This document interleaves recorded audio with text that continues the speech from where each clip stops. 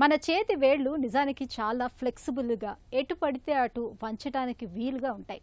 కానీ ఒక్కసారి ఊహించుకోండి, చేతి వేళ్లలో ఏదో ఒక వేలు ముడుచుకొని అలాగే ఉండిపోతే, దాన్ని తిన్నగా చేయటానికి వీలు లేకుండా లాక్ అయిపోతే, ఒకవేళ బలవంతంగా లాగితే గన్ ట్రిగ్గర్ నొక్కినప్పుడు టక్మని శబ్దం వచ్చినట్లు వేలంతా నొప్పితో క్లిక్ మని సౌండ్ వస్తే, దీన్నే వైద్య పరిభాషలో స్నాప్ ఫింగర్ లేదా ట్రిగ్గర్ ఫింగర్ అని పిలుస్తారు. కీబోర్డ్ మీద ఎక్కువగా టైప్ చేసే వారిలో, ఇంట్లో బట్టలు పిండటం, వంట పాత్రలు గట్టిగా పట్టుకోవటం వంటి పనులు చేసే వారిలో ఈ సమస్య ఎక్కువగా కనిపిస్తుందని చెబుతారు డాక్టర్లు.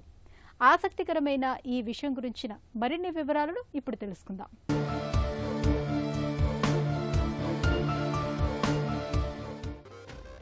ఉదయం నిద్ర లేచిన వెంటనే వేళ్లు బిగుసుకుపోయినట్లు అనిపించటం, ఏదైనా వస్తువు పట్టుకునే సమయంలో వేలు ఒక్కసారిగా ఆగిపోవటం, మళ్లీ బలవంతంగా చాచితే చిటుక్కుమనే శబ్దంతో తెరుచుకోవటం, ఇవన్నీ స్నాప్ ఫింగర్ లేదా ట్రిగ్గర్ ఫింగర్ అనే సమస్యలకు సంకేతాలు కావచ్చు.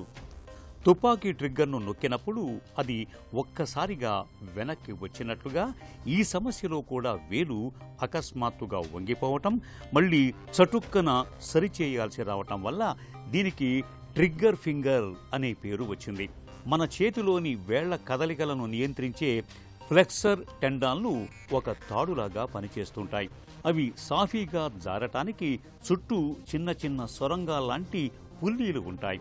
ముఖ్యంగా A1 పుల్లీ అనే భాగం ఒక రింగులా పనిచేస్తుంది.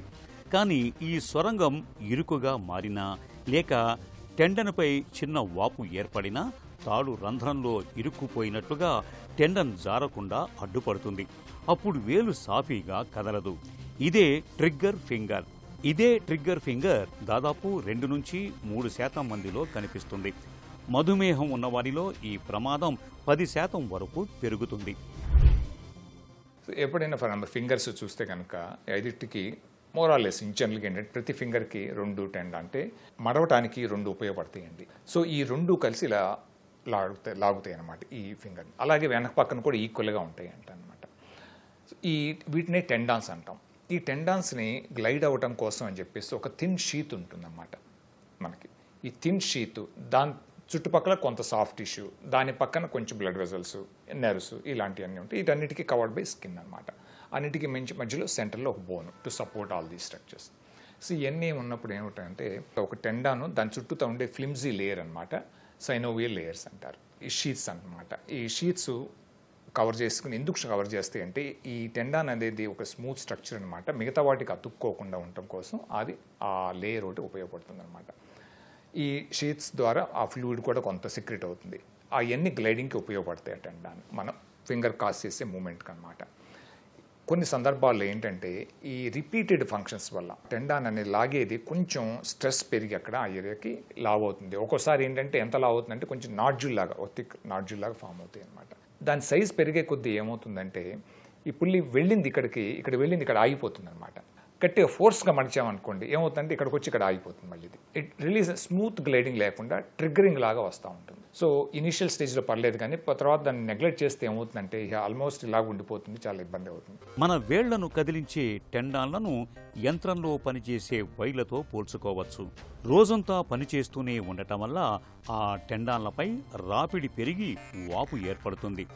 కుట్టు పని చేసేవారు, కంప్యూటర్ కీబోర్డుపై ఎక్కువసేపు పనిచేసేవారు, రైతులు, మెకానిక్స్, వంట పనులు ఎక్కువగా చేసే గృహిణులు, సంగీత వాయిద్యాలు వాయించే వాళ్లలో ట్రిగ్గర్ ఫింగర్ అనేది ఎక్కువగా కనిపిస్తుంది.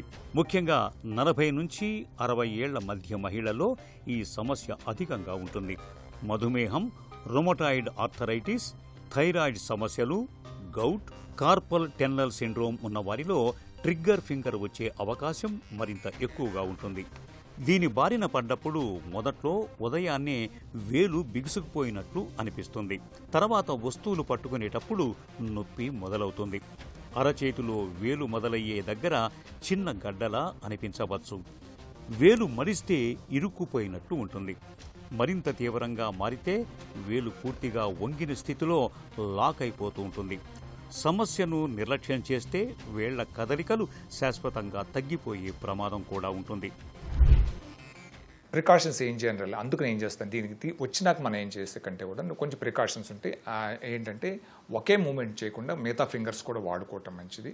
And too much strain on one particular area కానీ జాయింట్ కానీ వన్ ఫింగర్ కానీ కొంచెం అవాయిడ్ చేయటం మంచిది. దాని తర్వాత ఇంకోటి ఏంటంటే వచ్చినాక ఏంటంటే ఎర్లీ స్టేజ్లో బాగానే ఉంటుంది కానీ పెయిన్ ఉంటుంది, బట్ విత్ డిఫికల్టీ వెళ్ళిపోతూ ఉంటాయి, బట్ ఇలా జర్కులాగా వెళ్తూ ఉంటాయి, జర్క్ వస్తూ ఉంటుంది. పోను ఏమవుతుందంటే ఇక్కడికి వచ్చి ఇక్కడ స్టిఫ్గా ఇలా ఉండిపోతుంది అనమాట. ఇది రాదు, గట్టిగా అన్నామంటే ఇలా వస్తుంది, మళ్ళీ ఇలా వెళ్ళదన్నమాట. సో ఈ మూమెంట్ చేస్తున్నప్పుడు కొంచెం పెయిన్ వస్తూ ఉంటుంది. ఇంకా లేట్ స్టేజ్గా అలా వదిలేస్తే ఏంటంటే ఇలా ఒకచోట ఆగిపోతుంది అనమాట, ఇంక వెళ్ళదు. సాధారణంగా ట్రిగ్గర్ ఫింగర్ను డాక్టర్లు చేతిని పరీక్షించటం ద్వారానే గుర్తిస్తూ ఉంటారు. వేలు మడిచినప్పుడు చటుక్కున కదలటం, అరచేతిలో గడ్డ, నొప్పి వంటి లక్షణాలు ట్రిగ్గర్ ఫింగర్ను ఇట్టే పట్టిస్తాయి. కొన్ని సందర్భాల్లో అల్ట్రాసౌండ్ స్కాన్ ద్వారా టెండన్ చుట్టూ వాపు ఉందా లేదా తెలుసుకుంటారు. ఇతర సమస్యలను అనుమానిస్తే ఎక్స్రేలు కూడా సూచిస్తూ ఉంటారు. ట్రిగ్గర్ ఫింగర్ మొదటి దశలో ఉన్నప్పుడు చేతికి చాలినంత విశ్రాంతి ఇస్తే సరిపోతుంది. చేతి వేళ్లపై భారాన్ని పెంచే పనులను తగ్గించుకోవాలి. డాక్టర్ సలహా మేరకు నొప్పి నివారణ మందుల్ని వాడుకోవచ్చు. ఫింగర్ స్ప్లింట్ ఉపయోగించటం, ఫిజియోథెరపీ, స్ట్రెచ్చింగ్ వ్యాయామాలు ఇవన్నీ ప్రారంభ దశలో మంచి ఫలితాలు ఇస్తాయి. వీటితో కూడా ఫలితం లేనప్పుడు, వేలిపై వాపు ఎక్కువగా ఉన్నప్పుడు డాక్టర్లు కార్టికోస్టెరాయిడ్ ఇంజెక్షన్లు ఇస్తారు. ఒక్క ఇంజెక్షన్తోనే 60 నుంచి 90% మందిలో సమస్య గణనీయంగా తగ్గిపోతుంది. చికిత్స ఆలస్యమైతే వేలు శాశ్వతంగా వంగిపోయే పరిస్థితి ఉంటుంది. అలాంటప్పుడు సర్జరీ ద్వారా వేలును సరిచేయాల్సి ఉంటుంది.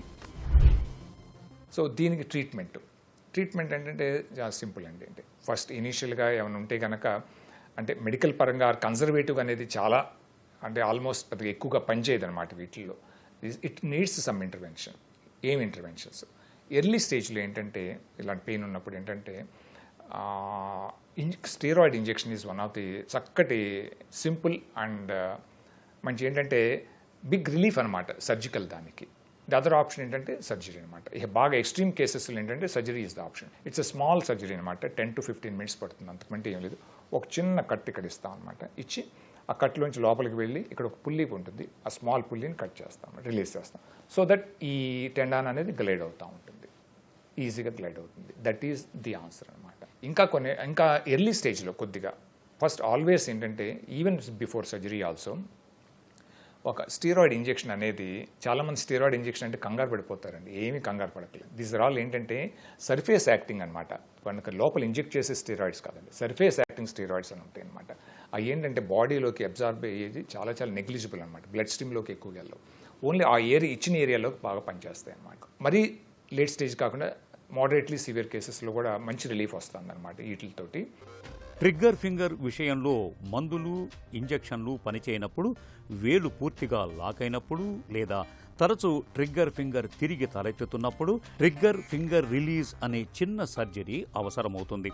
ఇందులో వేలు దగ్గర ఉన్న A1 పుల్లిని చిన్నగా కత్తిరించి టెండాన్కు దారిని విస్తరిస్తారు. దీంతో రైల్వే ట్రాక్పై అడ్డుగా పడిన రాయిని తొలగించిన తర్వాత రైలు మళ్లీ సాఫీగా వెళ్ళినట్లే టెండను కూడా మళ్లీ స్వేచ్ఛగా కదులుతుంది. అయితే ట్రిగ్గర్ ఫింగర్ సమస్య తలెత్తకుండా ఉండాలంటే ముందు నుంచి వేళ్ల విషయంలో జాగ్రత్తగా ఉండాలి. ఒకే పనిని గంటల తరబడి చేయకూడదు. మధ్య మధ్యలో విరామం తీసుకోవాలి. కంప్యూటర్, మొబైల్ వాడకంలో సరైన భంగిమ పాటించాలి. చేతి వేళ్లకు తరచూ స్ట్రెచ్చింగ్ వ్యాయామాలు చేస్తుండాలి.